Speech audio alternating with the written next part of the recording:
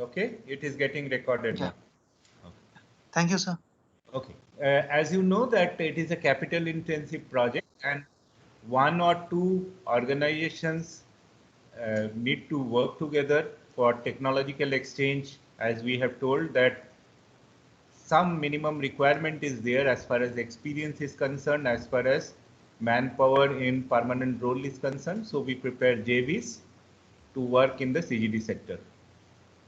For private sector companies, it is sometimes difficult because understanding the market is difficult. Funding is definitely a question. As I have told you yesterday, that capital expenditure requirement for the start of operation is about 3 to 5 years, and the break even of these projects are 5 to 7 years.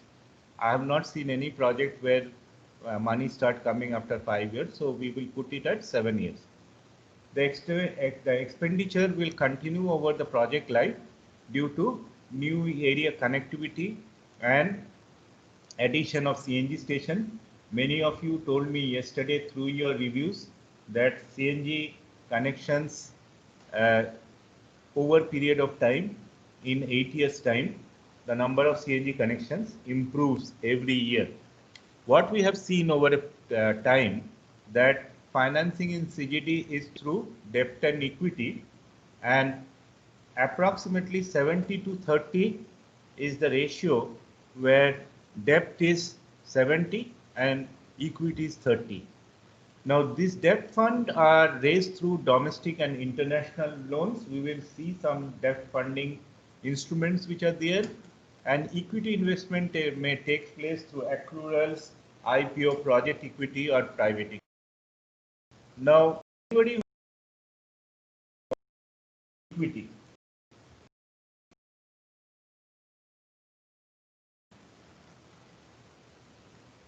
Many of you are from the business background, so you will be able to say what is a equity fund and what is a debt fund.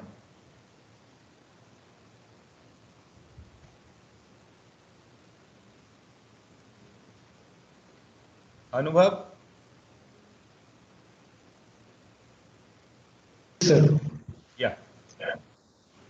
Sir, equity, sir, is an investment that is principally, sir, in stocks, sir.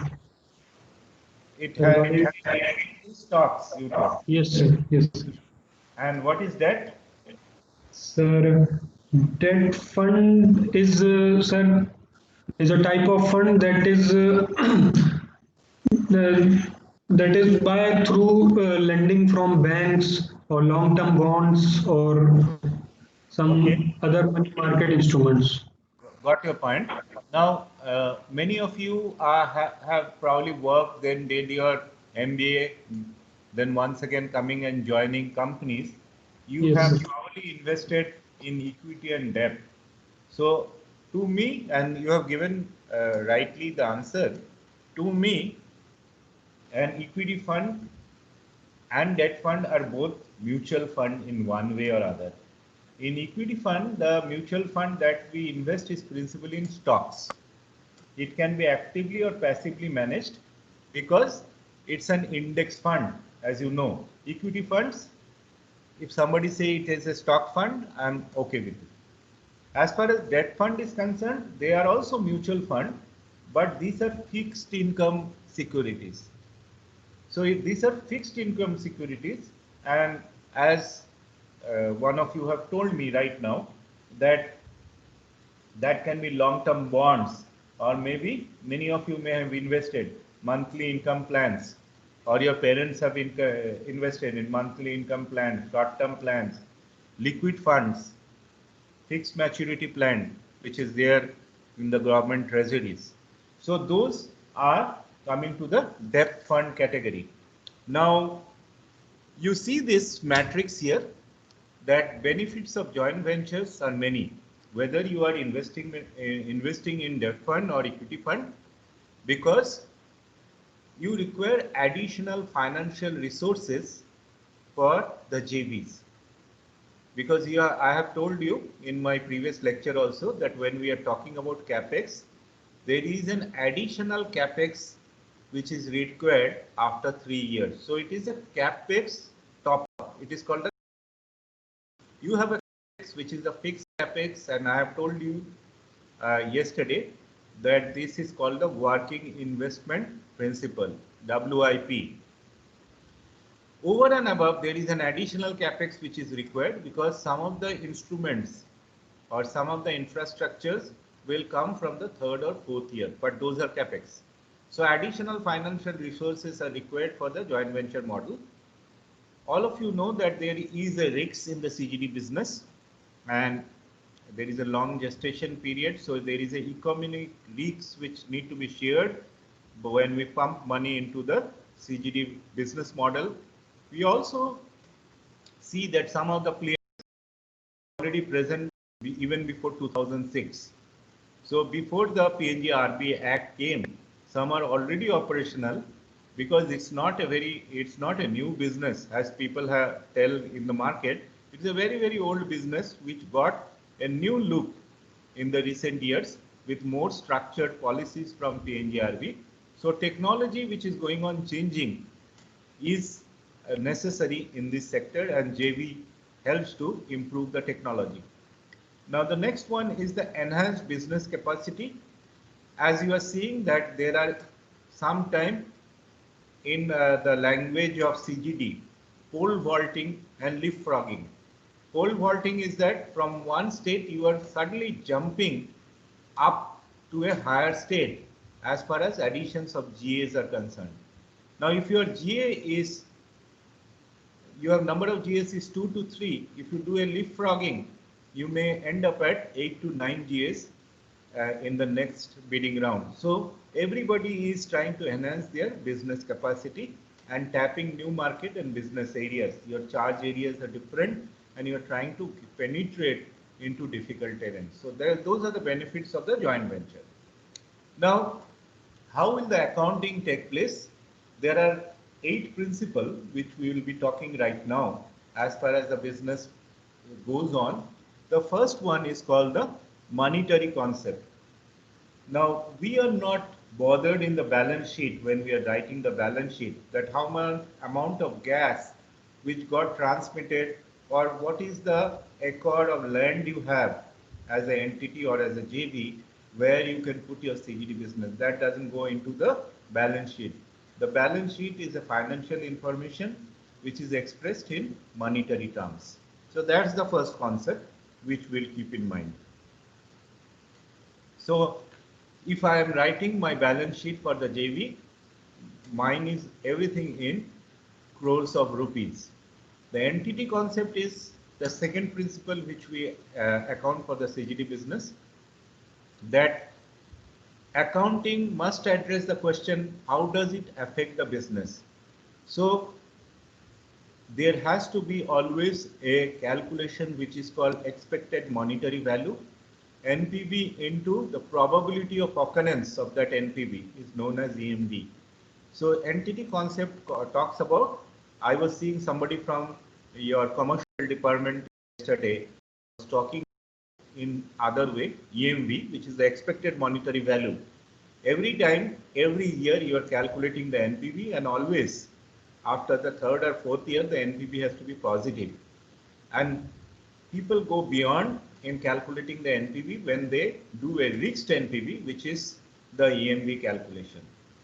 Then we should always be concerned about the entity when it may get liquidated. So the loss has to be assessed always. Even if you are not taking into account the positive gain which is there or might happen in future, the loss has to be taken into account. The loss, if it is predicted, also should be taken into account when the NPV is calculated. Now, the dual aspect concept talks about the geographical area owned by business or entity are called assets. The claims against the assets are called equities. So you may be knowing both in the upstream and the downstream. Equities talk about the assets, whereas we should also be talking about the liabilities which are there and the credits to which are there in your balance sheet. So liabilities and credits and the total claims on the assets are the liability and the stakeholders equity also should be accounted in your balance sheet. Now, the accounting period, normally if you see that those who have worked in the business development previously will be knowing that in every company there is a time frame for which you give your report, maybe quarterly or monthly, most of the time quarterly. Sometimes a comprehensive report is given for the entire year. So that is called the accounting period concept. The second one is the second one in this list is called the materiality concept. Now for you, maybe accounting $5 million, maybe a big amount which should go into your balance sheet. But this may not be true in case of a big company where 5 million here and there may not be so important to be always mentioned in the balance sheet. It can even be mentioned in the footnote. So the materiality concept varies from big companies to small companies, how they do the accounting. I have also previously told in the previous slide that there is something called the conservatism concept, that whether you take the potential gains which are not yet registered in your balance sheet, but you should be able to assess the losses very well. And even if the losses has not happened today, if you have a projection that potential losses may account for, that has to go into your accounting purposes. So losses are more important than predicted losses are more important than potential gains. Now there has to be consistency while you stipulate the entity, that what methodology you have put into the accounting process. The methodology and the treatment has to be same throughout your business life or the infra life of the project, which is about 25 years. And the last principle, which is the realization principle, that dictates that revenue should be recognized only at the time of transaction, which I am stressing upon on the other 3 bullets. Once it is completed, be certain that it is your business accounting in the CGD sector. So these are the 8 principles which we will be keeping in mind while we will be doing the CGD accounting. Now in this case, based on this, you will have some key economic drivers which will be the attributes or the headings under which you will be sub-allocating your funds. One is the market size, because yesterday somebody told, and we have seen in our review, that in many cases in the GS, even in the 9th and 10th bidding round, we could not find where is the tap-off point within the vicinity of the GA which is provided. So market size is very important. Larger is the size of the market, higher is the revenue growth at a low incremental capex. The second one is called the sales mix. Industrial and commercial customers have less capex per sales volume ratio, and it sets the reference sell point. So you have to have a reference sell point for your CGD project sales mix. The next one is the input gas price. The gas price, as you know, is fluctuating. Some of the gas price is the administrative gas, some is the non-administrative gas, some is the PMT. So input gas price has to be seen, and the sell price to the input gas price also need to be calculated. We told yesterday that the input gas price is changing every 4 months. So we have seen that based on the formula which I have narrated yesterday, the input cell-based gas price, the input gas price will be determined. Service quality is another important thing which should go as an economic driver to the CGD project, which talks about the market exclusivity period, post-market exclusivity period. So after 8 years, what is the competition? And I told you that this competition should be at arm's length, which should be that it should be a fair trade across all the community, so that where there are competitive players, each should get the sector's superiority on the others. And connectivity is another important point. Where is the trunk pipeline present? How far it is from the GA and what transportation charge is required? Because I told you that's an important constraint in the CGD sector. The VAT varies between 0 to 20% across the state. So these are some of the economic drivers of a CGD project. Before I move on, I would like to know from you that based on what I have told right now, can you tell me what are the risks which you perceive as far as finance is concerned in the sector? Any risks which you think is there?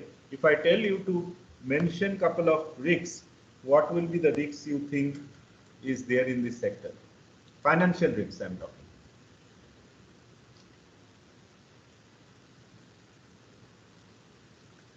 Anubhav?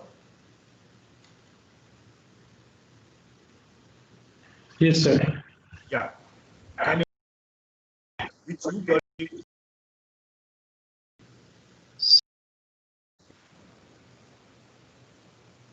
First of all, the sir, risk is associated with the debt funding. Okay. So if your debt is Debt funding you thought is a risk. Yeah. And you told why debt funding is a risk? so because say it's a liability, and if you are not able to successfully operate your business, so in that case you would not be able to, you know, How many of you agree with what Anubhav is telling? How many of you agree with what Anubhav is telling? Somebody please respond.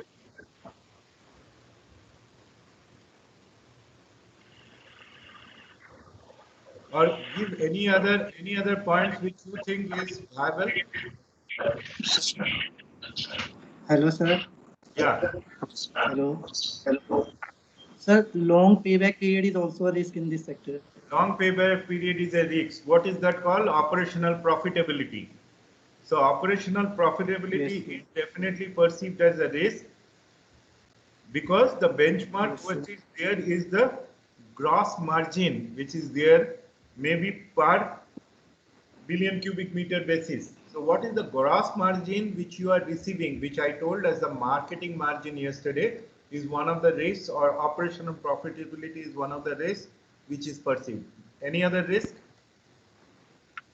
Sir, And this is what Monish actually here. Anubhav told, what actually Anubhav told is either the capex he is finding as a risk because initial capex will require additional capex.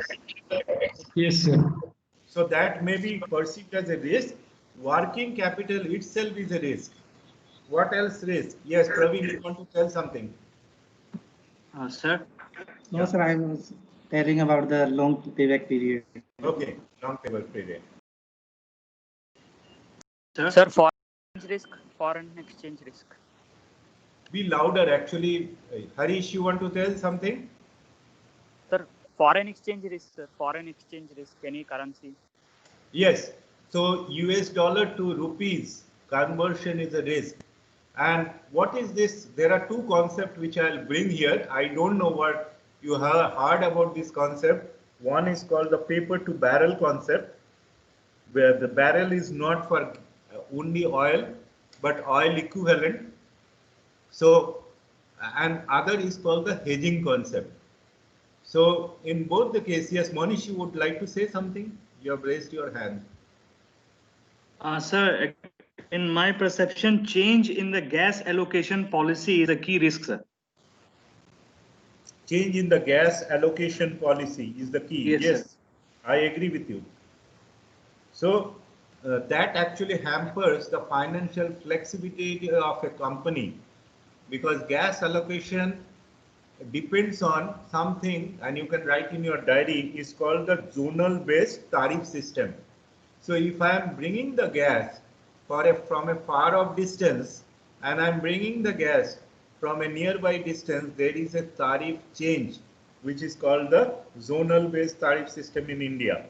What do I mean by that? Just let me complete. States in proximity to gas source have advantage because low cost gas is there. So minimal amount need to be spent in transmission of gas with the revision of the zonal based tariff system. So you can see that states like Uttar Pradesh, Madhya Pradesh, Jammu, they are at clear disadvantage because the transmission tariff will be high with the distance. So that is definitely a risk. Yes. Any other risk?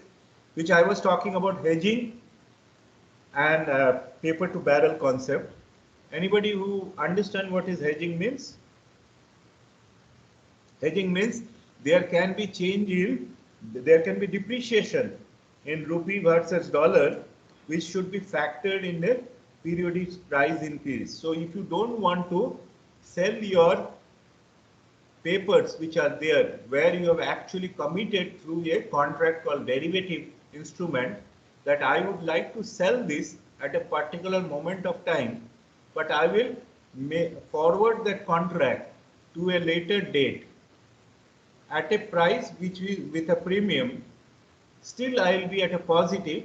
So that is called a hedging. Hedging is the instrument to protect the price at this particular moment through a contract called derivative, which is a future assurance of a price. So today, if the price is $70 per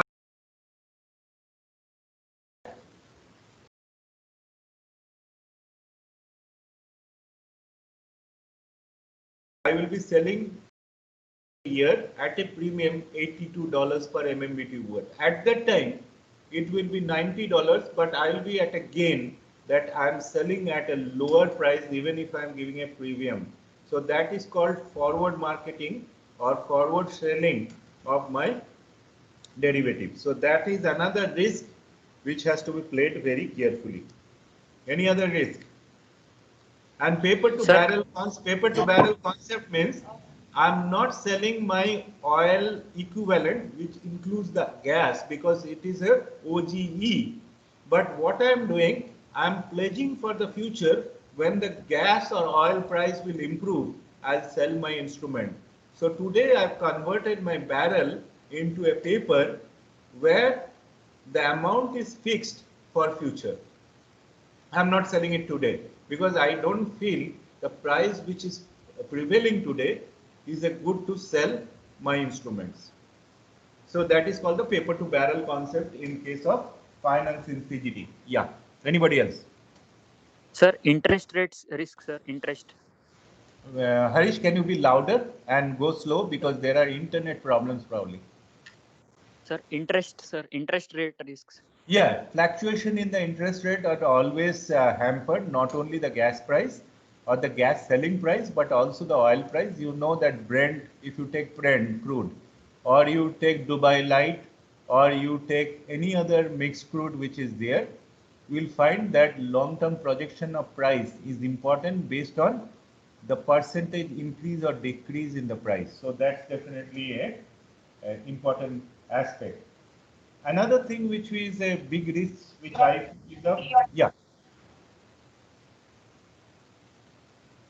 is the final selling price, because the final selling price depends on the network tariff, which I told you, compression charge, gas cost, and marketing margin. So each one of these is a risk. So marketing margin, which is defined as the difference between the final selling price and the summation of network tariff, compression, and gas cost.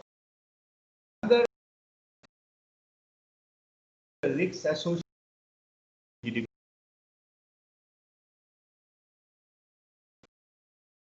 Equity fund, it is an act for raising money for company activities by selling common or preferred stock to individual or institutional investors.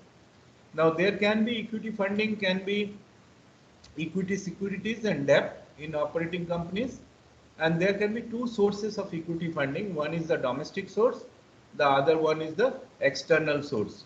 When we are talking domestic source, these are independent or in collaboration with international investors, public utilities, dedicated government funds, and other institutional investors. The second is the equity funding through external sources, which include foreign investments, independently or in collaboration with domestic investors, who are equipment suppliers, dedicated infrastructure fund managers, or other international equity investors and multilateral agencies. So these are some of the source of equity funding. Now, equity funding also takes place in 3 stages. Stage 1, as I told you, is called the initial stage or the construction stage, where you are conceptualizing, laying and building your pipeline. This stage comprises of 1 to 3 years and also known as the construction stage. In this stage, when we are doing an equity funding, it is dominated by sponsors and promoters. So if it is done by Reliance, the promoters of Reliance will be busy in making the matrix for initial capex and fulfill technical criteria, which is the T4S qualities listed by PNGRB. So this is the building stage. The next stage is called the operational stage, where the private equity growth is infused. First one is the promoters and the sponsors who are there, who are well-wisher of the organization. They are funding the initial things, and you make in line with the PNGRB mandates, which is given in the schedules in the T4S. Now comes the equity growth, which is infused into this company through mechanism called strategic partners, which are different than your promoters, who typically contribute around 26% of the equity, and also they take a participating interest in the order of 26 to 30% in your JV company. So you are infusing strategic partners now with some funding, equity funding at stage 2, which is the operational stage. The last stage, which is called the stabilization stage, the company ties. When will Torrent list itself in the stock market? 24. Very good. So JV companies plan to get listed in the stock exchange and goes for valuation of assets. So at this stage, when you're stabilizing, today is 2020, and already it is announced that we will be listing ourselves in X listing, for X listing, and they will calculate that what should be the valuation of the assets which is there and what should be the per stock value should be. So the initial listing will be some dollars.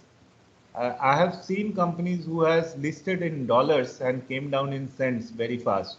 So that operational stage or the stability farm, and it should continue with the same type of risk portfolio which is there, maybe at the end of 8 years. So that are the stages in the equity funding. When we come to the debt funding, it is an investment pool such as mutual fund or exchange traded fund. A debt fund may be invest in short-term or long-term bonds. Many of you told me that, and that's correct. And these bonds may be money spinning in the market. So these are called the money spinners instruments, and you can have the interest rate, which are the floating interest rate. Many of you who has taken house loan or their parents have taken a house loan, you understand what is the floating interest rate means. The main objective of debt fund will be to preserve the capital and generation of income. So some part of the capital, always people see while lending, you have enough capital which is left as a surplus which you have not touched. Then your credit rating in the market is very good. So like equity fund, there are 2 sources of debt fund, which is the domestic source and the external source. Now there are a couple of drivers for debt fundings. These are credit strength, which I have told an experience of the CGD project or project sponsors. The project sponsors and promoters, their credibility in the market is very good. I worked for a company called Jubilant Organosis for a very long time. So you know they are promoters of Domino's Pizza. So their credit listing in the market is very good as far as Domino's is concerned. But they went into other business like Bell Helicopters, Monday to Sunday, oil and gas. Is the credit strength same like the Domino's? The answer is no. Today there is no oil and gas business for Jubilant. So that is what I'm telling, that your credit strength and experience in the business is very, very important. The next one is that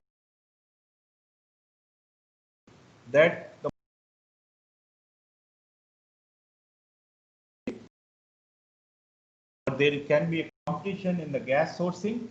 That's a question of debate. But what is the support system to your CGD sector is another point for debt funding. The next one is the governance, because you have to have a strong governance. And how do you report the information? Are you reporting information in a private forum, or you are public listed company over a period of time and you are reporting it transparently on the basis of your JV balance sheet? I'm not talking individual company balance sheet, I'm talking JV balance sheet. Then creation and enforceability of security. You should also be a technologically dominant figure in the CGD company. Your marketing strength and credit strength of giver and taker, call and put, should be very important. And your hedging policy or the derivative instruments which are there should be creditable and reliable transportation arrangement for the feedstock. So you have sufficient creditable pipelines and spar lines which are there coming into your sector that are well established as far as the transportation is concerned, because I talked about a risk associated in financing called the zonal based tariff system in India. So these are some of the key drivers of the debt funding in the sector. Now, as I told you, let us see a comparison between domestic source and external source which are prevalent in the CGD sector, both in terms of equity and debt. In the equity, as I told you, if you see the domestic sources, domestic investor, dedicated government fund, other institutional investors, they are the primary domestic sources for the equity. Whereas when we go to the debt, we are talking about domestic commercial banks for 3 to 5 years, or long-term lending institutions for 7 to 10 years, domestic bond market for 7 to 10 years, and specialized institutional financing for infrastructure project. I'll come a little later on this, like the Asian Development Bank or World Bank giving funds to CUGL or Indraprastha Gas Limited. I'll come to one or two examples on that. When as external sources, we talk about the equity, these are the foreign investors, equipment suppliers, dedicated infrastructure funds, international equity investors, if you have a good market, multilateral. We go to the domestic, the debt fund in the external sources. We go to international commercial bank for a long term, 7 to 10 years, export credit agencies, international bond market, and multilateral agencies. Let me talk about, when we are talking about the financing in the infrastructure project, I bring two examples from the two financing which has happened from the international monetary boards, such as the Asian Development Bank and World Bank. Now, if you have seen the newspaper, ADB has funded, of the total funding which has happened during the COVID-19 period from March till September, 26% of the lending which has happened in India, out of which most of the lending is into the infrastructure projects. Now, ADB, which was established in 1966, was aimed into finance project development projects in Asia and Pacific region. Now, ADB assistance has been given to in the form of loan for city gas distribution for Central Uttar Pradesh Gas Limited and also LNG terminal expansion, it got funding. Now, the major thing or the major attributes what they see when they fund can be attributed like whether it is a promotional activity for the government of India. So there is there a higher efficiency which can be seen when these projects are implemented, and it is of national importance as far as the carbon footprint is concerned. World Bank has also given money to countries' assistance, so they give funding for the strategic projects in India, and CGD is coming as a project of national importance. World Bank has supported several players like Indraprastha Gas, Mahanagar Gas, GAIL, CGD network in Faridabad, and also they have helped in Reliance for East-West pipeline project. So these are some of the international financing which has happened for the infrastructure projects. While we go into the debt fund options, we will be talking about external commercial borrowing. Now that is the most important instrument which is there in the debt fund. We will be seeing that commercial borrowing is a process where bank loan, securitized instrument availed from non-resident lenders. This borrowing is governed by regulation of Foreign Exchange Management Act, FEMA RBI, and the minimum average maturity period of ECBs up to $20 million is 3 years, and for ECBs between 20 to 500 million is 5 years. Usually ECBs with values up to 20 million have call and put option. Anybody understand what is call and put option? In terms of finance, what do you understand by call and put option? In call option, to reserve the rights of selling or buying of. Sir, yes. in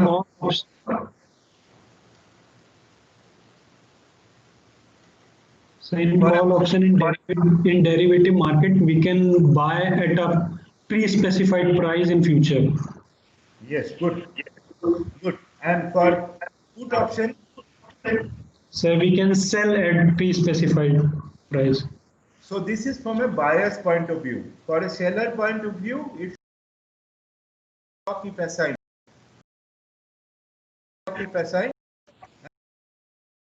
View obligation to buy stock if assigned.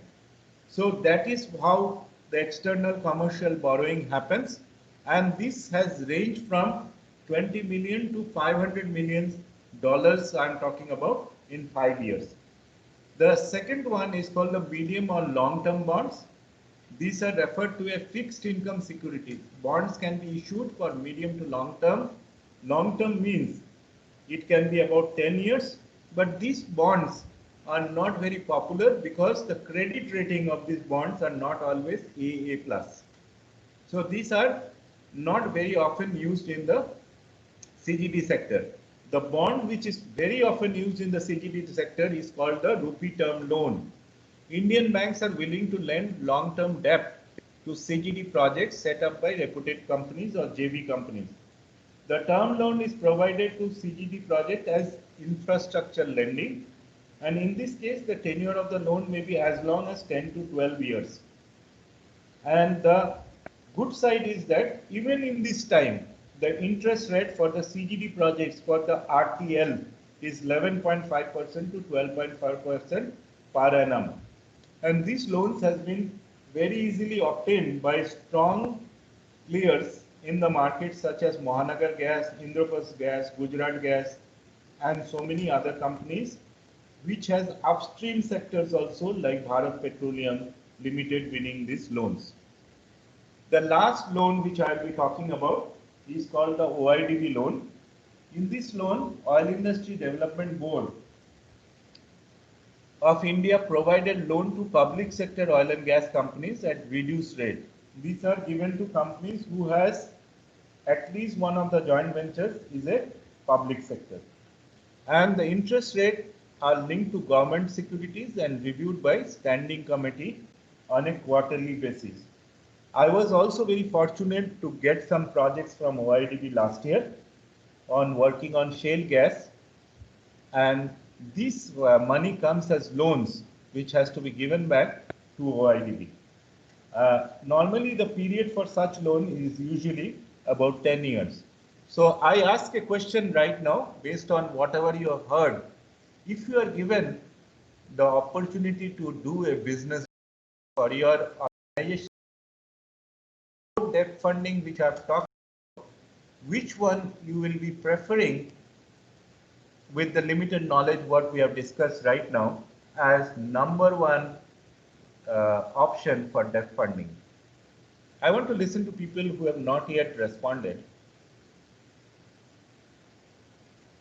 I would want to interrupt him. Shashank. Hello, Yeah, I'm you audible, have sir. raised your hand. Yeah.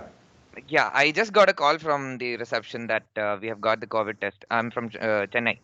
So can I just go, sir? So everybody will go. I'm Uh, almost over. I'm almost over. Can you just bear with me for 5 minutes? It's possible?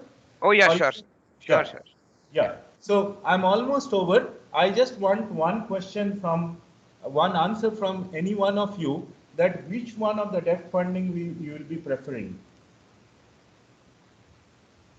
Hello, sir. Am I audible? Yeah, you are audible. Harish. Sir, this is Harish from Sangareddy. I think OIDB is the why, because it takes 8 years for us to complete the process, and you also said that OIDB will give 10 years time to repay the loan. Yeah. So you think OIDB? Yeah. Sir, any type of long-term debt funding will be good, I think. Good, good, very good. You have understood it. Long term. Keep in mind that this funding should be always taken for 10 to 15 years for the obvious reasons which I have already discussed.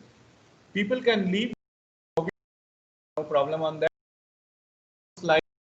People can leave because that go for a COVID test.